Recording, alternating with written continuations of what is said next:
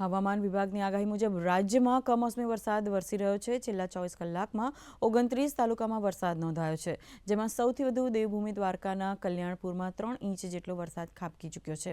ઉપરાંત જૂનાગઢના માળિયા હાટીનામાં 1.5 ઇંચ, જામનગરના જામજોધપુરમાં 1.5 ઇંચ વરસાદ વરસ્યો તો આજે પણ રાજ્યના મોટાભાગના જિલ્લાઓમાં હળવાથી મધ્યમ વરસાદની આગાહી છે, જેની અંદર સાબરકાંઠા, અરવલ્લી, મહીસાગર, દાહોદ, મહેસાણા, ગાંધીનગર, ખેડા, અમદાવાદ, આણંદ, પંચમહાલ, સુરેન્દ્રનગર, પોરબંદર, રાજકોટ સહિત ગીર સોમનાથ અને દીવમાં કમોસમી વરસાદની શક્યતાઓ વ્યક્ત કરવામાં આવી છે।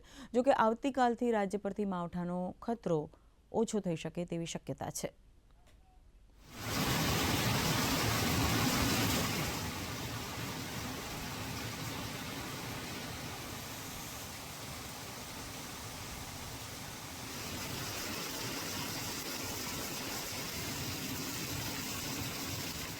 હવામાન વિભાગની આગાહી મુજબ જામનગર શહેર અને ગ્રામ્ય પંથકમાં વાતાવરણમાં પલટો જોવા મળી રહ્યો છે।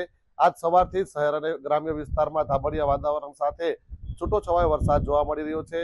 જામનગરના ગ્રામ્ય પંથક ચેલા અને ચંગા સહિતના વિસ્તારમાં વીજળીના કડાકા ભડાકા અને ભારે પવન સાથે વરસાદ વરસ્યો છે, તો કાલાવડમાં પણ સતત 4-5 દિવસથી વરસાદના પગલે માવઠા જેવી પરિસ્થિતિનું નિર્માણ થયું છે।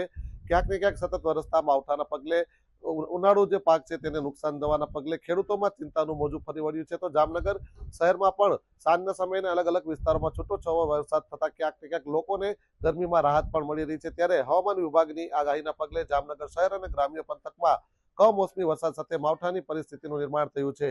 મુસ્તાક દલ, દૂરદર્શન સમાચાર, જામનગર।